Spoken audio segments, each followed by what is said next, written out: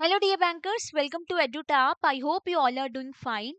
And on new year occasion हम लेके आए हैं आपके लिए एक बहुत ही अच्छा ऑफर जहां पे आपको सभी कोर्सेज पे मिल रहे हैं up to 83% of.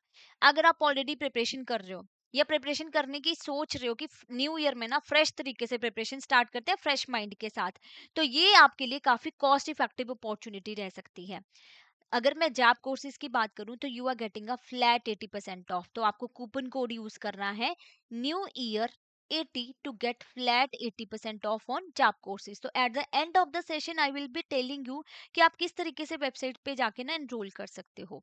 Now let's start with the today session. आज हम डिस्कस करेंगे job on the go series में lecture 17 which is all about the KYC norms. सबसे पहले तो मैं बता दूं कि job on the go series क्या है और हम क्यों लेके आए हैं। Those who are not aware of this series, basically job on the go series का मतलब ये है कि आप चलते फिरते कहीं से भी ना अपनी प्रिपरेशन कर पाए।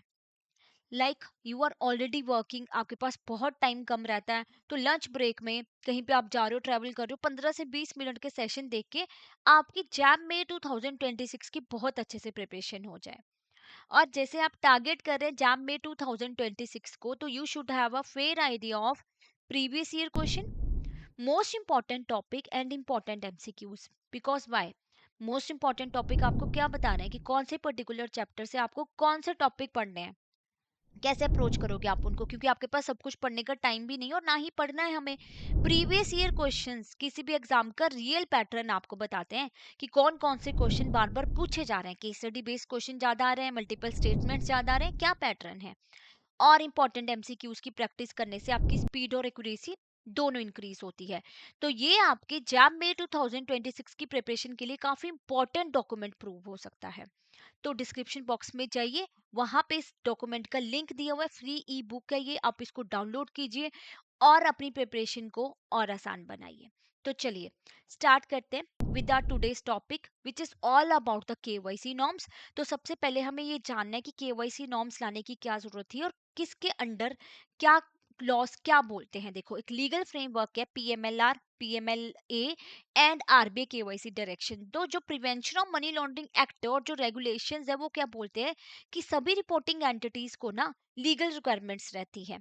बैंक की बात कर लो, फाइनेंशियल इंस्टीट्यूशंस की बात कर लो, एनबीएफसीज की बात कर लो, तो यहाँ पे आपको मनी लॉन्ड्रिंग और टेरर फाइनेंसिंग जैसी एक्टिविटीज रोकने के लिए कुछ नॉर्म्स, कुछ रूल्स एंड रेगुलेशंस फॉलो करने पड़ेंगे जो पीएमएलए में बताए गए हैं। अगर कोई एक्टिविटी या कोई ट्रांजैक्शन आपको सस्पिशियस लग रही है तो आपको रिपोर्टिंग करनी है एफआईयू इंडिया को। और आरबीआई की मास्टर डायरेक्शन जो है आपकी केवाईसी 2016, वो क्या प्रोवाइड करती है आपको ऑपरेशनल नॉर्म्स, ग्राउंड लेवल पे आपको किस तरीके से काम करना है। तो ये एप्लीकेबल है आपके bank and RBI regulated entities के लिए। अब यहाँ पे कई ब्रांचेस हैं, ओवरसी ब्रांचेस होती है, उनकी सब्सिडरीज होती हैं। जैसे एसबीआई की ब्रांच जो है इंडिया में तो है ही, मान लीजिए यूएसए में भी है, ठीक है। अब यूएसए और इंडिया में से जो स्ट्रिक्ट रेगुलेशंस है केवाईसी को लेके वो फॉलो होंगे। अगर लगता है कि इंडिया के केवाईसी नॉर्म ज्यादा स्ट्रिक्ट हैं और यूएसए के इतने स्ट्रिक्ट नहीं है एज कम्पेयर टू इंडिया, तो इंडिया वाले यूएसए की ब्रांच में फॉलो होंगे एसबीआई के। अगर ये लगता है कि नहीं, एस यूएसए के ज्यादा स्ट्रिक्ट रेगुलेशंस है, केवाईसी नॉर्म ज्यादा स्ट्रिक्ट वो रखते हैं कि मनी लॉन्ड्रिंग और टेरर फाइनेंसिंग ना हो, तो फिर यूएसए के फॉलो होंगे। एंड अगेन, अगर फॉरेन बैंक इंडिया में है तो वो कौन से फॉलो करेंगे, जो स्ट्रिक्ट रेगुलेशंस है आरबीआई की, अगर स्ट्रिक्ट रेगुलेशंस है केवाईसी को लेके वो फॉलो होंगे। अगर लगता है कि उनकी होम कंट्री के हैं तो फिर वो नॉर्म्स फॉलो होंगे। ओके, तो केवाईसी नॉर्म्स क्या बोलते हैं, नो योर कस्टमर क्या है, बेसिकली क्या करते हैं हम, क्या एम है। जो हमने बोला मनी लॉन्ड्रिंग और टेरर फाइनेंसिंग जैसी एक्टिविटीज को रोकना है, इसलिए हम अपने कस्टमर को जान रहे हैं। क्या क्या कवर होता है हमारा केवाईसी नॉर्म्स में, कस्टमर एक्सेप्टेंस पॉलिसी सीएपी, कि हम कस्टमर को एक्सेप्ट करेंगे कि नहीं करेंगे, किस बेसिस पे करना है हमें। देन कस्टमर आइडेंटिफिकेशन प्रोसीजर, हमने अपने कस्टमर की आइडेंटिटी को वेरीफाई करना है। अगर कोई बोल रहा है कि मेरा नाम रमेश कुमार है तो उसकी आइडेंटिटी को वेरीफाई किया जाएगा ओबीडी के through. Then customer due diligence, customer को ज्यादा डिटेल में जानना क्या पर्पस है उसके अकाउंट का, सैलरीड एम्प्लॉइज है, ट्रांजेक्शन्स कहाँ कहाँ पे होती है, अगर कोई बिजनेस है तो ट्रांजेक्शन का पैटर्न क्या रहता है। ये सब कुछ हमें डिटेल में जानने की जरूरत पड़ती है, तभी तो हमें पता चलेगा कि मनी लॉन्ड्रिंग या टेरर फाइनेंसिंग जैसी एक्टिविटीज हम रोक पा रहे हैं कि नहीं। And it is based on the risk based oriented approach basically. क्या कहने का मतलब है, हर कस्टमर को सेम नजर से नहीं देखेंगे हम। अगर एक सैलरीड एम्प्लॉई ऑब्वियसली उसके ऊपर हाई लेवल की ड्यू डिलिजेंस परफॉर्म नहीं होगी ना, एनहांस लेवल की, क्योंकि उसके अकाउंट में रिस्क कम है, उसको एक सैलरी मिल रही है। अब जो बिजनेसमैन है, रेस्टोरेंट का कोई बिजनेस कर रहा है, पॉलिटिकली एक्सपोज पर्सन जो होते हैं, जैसे उनके केस में हाई रिस्क वाले कस्टमर वो काउंट होते हैं ना, एक मीडियम वाले होते हैं। तो डिपेंड करता है कि कौन सा कस्टमर किस कैटेगरी में आ रहा है, उसके अकॉर्डिंग ही हम केवाईसी नॉर्म्स जो है वो फॉलो करते हैं। अब सबसे पहले हम बात करेंगे कस्टमर एक्सेप्टेंस पॉलिसी की, यानी कौन से कस्टमर का अकाउंट हम ओपन करेंगे, किसको एक्सेप्ट करेंगे बैंक में। फर्स्ट पॉइंट हमारा हो गया। तो कोई भी अकाउंट हम ओपन नहीं करेंगे अनोनिमस फिक्टिशियस से बेनामी नेम पे, कोई बिना नाम का अकाउंट नहीं ओपन होगा। अब कोई राजू ट्रेडर करके कोई अकाउंट ओपन करने आ रहा है, अब पता ही नहीं है एक्चुअल में, आइडेंटिटी ही नहीं है, तो नहीं ओपन होगा। और जहां पे आप कस्टमर ड्यू डिलिजेंस ही परफॉर्म नहीं कर पा रहे हो, क्यों, क्योंकि डॉक्यूमेंट ही प्रॉपर नहीं है या कस्टमर मना कर रहा है, तो अकाउंट ओपन नहीं होगा, उसको एक्सेप्ट ही नहीं करेंगे बैंक में एज अ कस्टमर। कोई भी ट्रांजेक्शन और रिलेशनशिप जो है कस्टमर ड्यू डिलिजेंस कंप्लीट किए बिना ओपन नहीं हो सकता। अगर अगर कस्टमर बोल रहे हैं कि ठीक है अभी मेरा अकाउंट ओपन कर दीजिए, बाद में मैं ना डिपॉजिट करा दूंगा डॉक्यूमेंट्स, तो नहीं होगा अकाउंट ओपन। और कुछ सर्कमस्टांसेस रहती है जहां पे कस्टमर एक्ट कर रहा है on the behalf of other person या एंटिटी भी हो सकते हैं, यानी अगर एक पर्सन कंपनी के बिहाफ पे बैंक में अकाउंट ओपन करने आया है तो कंपनी की आइडेंटिटी वेरीफाई होगी, बेनिफिशियरी ओनर्स के बारे में जाना जाएगा, तभी अकाउंट ओपन होगा। और अगर कस्टमर का नाम आरबीआई की सैंक्शन लिस्ट में है, जो यूनाइटेड नेशन के द्वारा जारी की जाती है, कि जहां पे आपका कोई टेररिस्ट ग्रुप का पर्सन तो नहीं, नाम तो नहीं आ गया ग्रुप में, तो वो अकाउंट ओपन नहीं होगा। और सॉरी, पैन को वेरीफाई किया जाता है फ्रॉम इशूइंग अथॉरिटी, यानी जिसने पैन इशू किया ना, जैसे आधार यूआईडीएआई के द्वारा इशू किया जाता है, तो अगर आप आइडेंटिटी वेरीफाई कर रहे हो आधार के थ्रू, तो ये भी वहां पे भी पोर्टल पे आइडेंटिटी उसकी जो आधार है वो वेरीफाई किया जाएगा, सिमिलरली पैन भी वेरीफाई होगा। Again, digital signature of e document is to be verified, अगर किसी ने ई डॉक्यूमेंट डिपॉजिट कराया तो उसके डिजिटल सिग्नेचर वेरीफाई होंगे। और अगर मैंडेटरी केवाईसी के लिए ना कुछ मैंडेटरी डिटेल्स होते हैं जो आपको डिपॉजिट करानी पड़ती है, तो वो तो आप करवाओगे ही, उस पे कोई और है ही नहीं कोई तरीका कि नहीं करवा सकते हो। मैंडेटरी इन्फॉर्मेशन तो आपको देनी पड़ेगी, बट कोई ऑप्शनल इन्फॉर्मेशन भी होती है, वो बैंक तभी डिमांड कर सकते हैं अगर कस्टमर का कंसेंट है।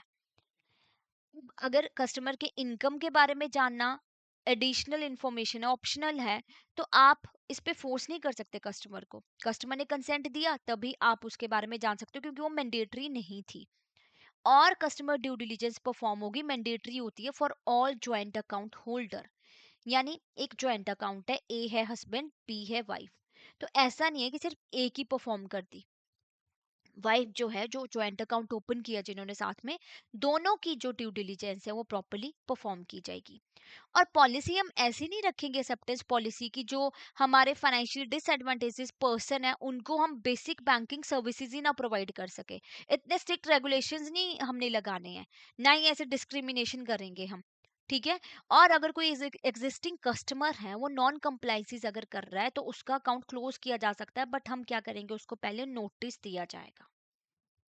ओके, तो ये होगी आपकी customer acceptance policy. Now let's talk about the customer identification procedure कि कहाँ कहाँ पे परफॉर्म होता है बेसिकली। कस्टमर आइडेंटिफिकेशन प्रोसीजर क्या है, आइडेंटिटी वेरीफाई करना थ्रू सुटेबल डॉक्यूमेंट्स, आधार ओबीडी के थ्रू, जो भी ओबीडी है उसके थ्रू कस्टमर की आइडेंटिटी को वेरीफाई किया जाता है। तो जब कोई पर्सन अपना अकाउंट ओपन कर रहा है या कोई रिलेशनशिप एस्टेब्लिश हो रहा है तो क्या होगा, कस्टमर आइडेंटिफिकेशन की जाएगी। इंटरनेशनल रेमिटेंस अगर आप कर रहे हो, नॉन अकाउंट होल्डर हो, यानी मेरा बैंक में अकाउंट नहीं है, मैं सिर्फ रेमिटेंस करने के लिए आई हूँ, वो भी इंटरनेशनल, मैं बाहर पैसा भेज रही हूँ फॉरेन कंट्री में कहीं पे, तो आइडेंटिफिकेशन मैंडेटरी है। ऐसा कोई स्पेसिफिक अमाउंट मेंशन नहीं है कि इतने अमाउंट की होगी तो आइडेंटिफिकेशन होगी।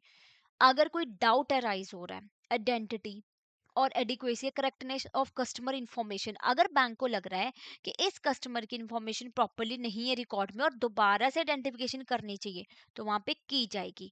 अगर आप कोई थर्ड पार्टी प्रोडक्ट सेल कर रहे हो तो वहां पे आइडेंटिफिकेशन होगी।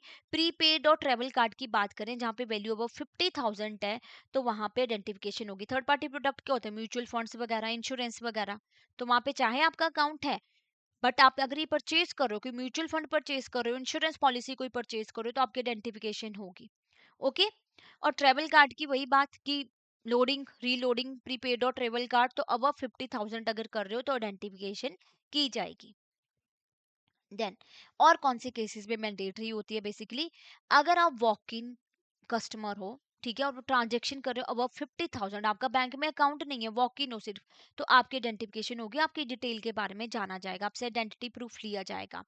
और अगर डाउट हो जाता है बैंक को कि कोई कस्टमर जानबूझ के ना इंटेंशनल स्ट्रक्चरिंग कर रहा है, इस लिमिट से बचने के लिए कि पहले क्या 49,900, 49,920, 49,970, इस तरीके से ट्रांजेक्शन कर रहे हैं कि 50,000 की लिमिट से बचने के लिए, तो बैंक अलर्ट हो जाएंगे और बैंक आइडेंटिफिकेशन करेंगे। और अगर कोई, देखिए थर्ड पार्टी को ना आपने आइडेंटिफिकेशन के लिए बोला था और थर्ड पार्टी ने आइडेंटिफिकेशन की एंड बाद में कोई दिक्कत आ जाती है आरबीआई के ऑडिट के दौरान, तो क्या होगा? तो वहां पे अल्टीमेट रिस्पॉन्सिबिलिटी किसकी होती है? बैंक की होती है। ओके। तो ये काफी इंपॉर्टेंट है आपके KYC norms examination point of view से, तो हर बार यहाँ से क्वेश्चन आता है आपके एग्जाम में। अब लास्ट बात कर लेते हैं कस्टमर ड्यू डिलीजेंस की। ठीक है, क्या मतलब हुआ? डिटेल में जानना। डिटेल में जानना किसके बारे में? कस्टमर के बारे में। कस्टमर एक्सेप्टेंस में क्या किया? किसको एक्सेप्ट करेंगे एज अ कस्टमर? आइडेंटिफिकेशन में आइडेंटिटी वेरीफाई की। ड्यू डिलीजेंस में उनके बारे में और डिटेल में जान रहे हैं हम। तो identification and verification of customer हम कर रहे हैं, पर्पस ऑफ अकाउंट को अंडरस्टैंड कर रहे हैं ना। सैलरीड एम्प्लॉइज है, टीचर है, ठीक है, कौन सी लोकेशन है, कहाँ पे, मतलब सब कुछ जान रहे हैं हम कस्टमर के बारे में। बिजनेस की अगर बात करें तो हम बिजनेस एक्टिविटी को असेस करेंगे, टर्नओवर एंड ट्रांजैक्शन पैटर्न भी देखेंगे कि कितना टर्नओवर कंपनी का रहता है और ट्रांजैक्शन पैटर्न क्या है एक कंपनी का। ओके। रिस्क बेस्ड इंफॉर्मेशन हम कलेक्ट करेंगे ड्यू डिलीजेंस में। सैलरीड एम्प्लॉयज के लिए इतने हाई लेवल की जो ड्यू डिलीजेंस परफॉर्म नहीं होती as compare to the other person, जैसे एनहांस ड्यू डिलीजेंस परफॉर्म होती है हाई रिस्क कस्टमर के लिए। हाई रिस्क में कौन आते हैं? आपके पॉलिटिकली एक्सपोज्ड पर्सन आगे, आपके जिनका काउंट होता है नॉन फेस टू फेस। ठीक है, तो इनके केस में एनहांस लेवल की ड्यू डिलीजेंस की रिक्वायरमेंट होती है। जाना जाएगा जैसे पॉलिटिकली एक्सपोज्ड पर्सन है, कोई पॉलिटिकल पार्टी का लीडर था, वो अकाउंट ओपन कर रहा है, तो उसके बारे में तो जाना ही जाएगा डिटेल में, बट उसके फैमिली मेंबर की भी सेम लेवल की ड्यू डिलीजेंस परफॉर्म होगी। अगर कोई नॉन कंप्लाइंसेस कर रहा है, नहीं बता रहा, नहीं ड्यू डिलीजेंस करवाने दे रहा है, तो उस केस में क्या होगा? अकाउंट क्लोज हो जाता है आफ्टर नोटिस। तो ये हो गया आपका केवाईसी नॉर्म्स के बारे में। नेक्स्ट पार्ट में हम डिस्कस करेंगे कि इंडिविजुअल्स के लिए क्या रिक्वायरमेंट रहती है कस्टमर ड्यू डिलीजेंस की। तो काफी इंपॉर्टेंट जो है ये टॉपिक है आपका, और इसके ऊपर कुछ क्वेश्चन डिस्कस कर लेते हैं। सबसे पहला क्वेश्चन कि which of the followings are mandatory requirement under customer acceptance policy? क्या रहता है कि आप पैन को वेरीफाई करोगे थ्रू इशूइंग अथॉरिटी, या डिजिटल सिग्नेचर आप वेरीफाई कर रहे हो फॉर ई डॉक्यूमेंट्स, ओपन कर रहे हो account even if customer is non cooperative, या स्क्रीनिंग कर रहे हो customer name against sanction list. What you are doing? क्या लगता है आपको इसमें क्या सही ऑप्शन है? और आप कमेंट बॉक्स में भी आंसर कीजिएगा पहले ही, आंसर देखने से पहले ही।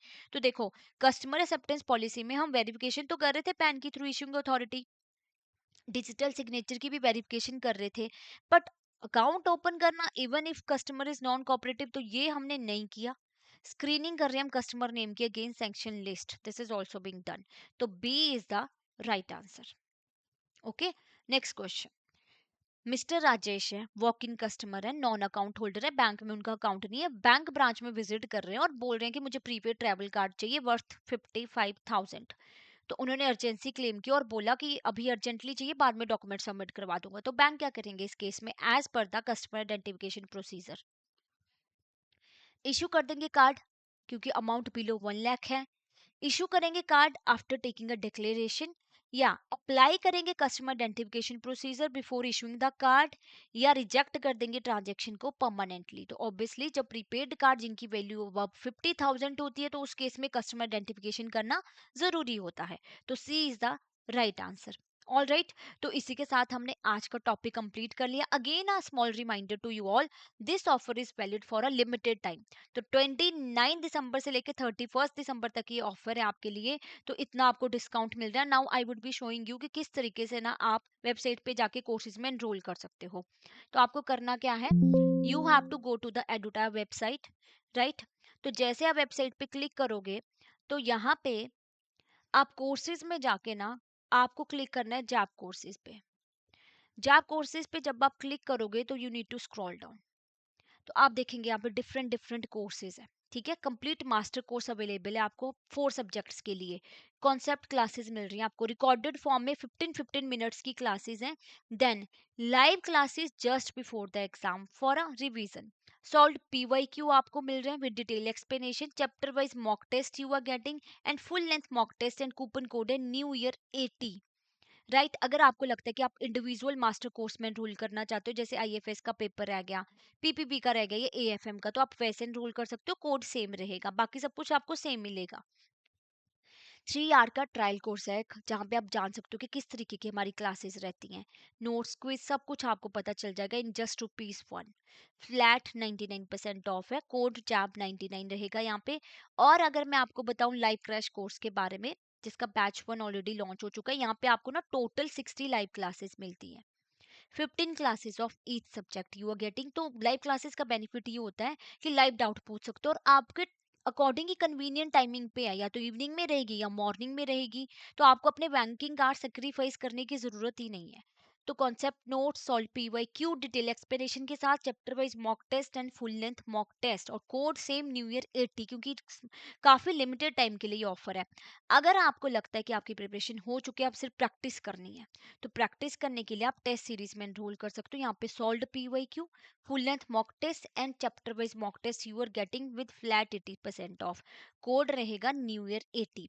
और साथ के साथ ना आप हमारी मेंटर टॉक में भी एनरोल कर सकते हो। मेंटर टॉक में आप क्या कर सकते हो, देखिए, अब ये तो रह गया कोर्सेज के बारे में। We do not believe in sale policy only.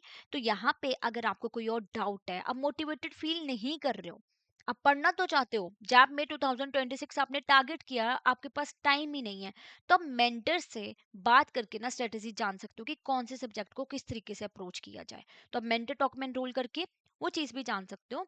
चाहे आपको कोई और प्रॉब्लम क्यों ना हो रही हो, वर्किंग आवर्स आपको ज्यादा लग रहे हैं तो प्रिपरेशन नहीं हो रही, सब कुछ आपको आंसर मिलेगा वहां पे।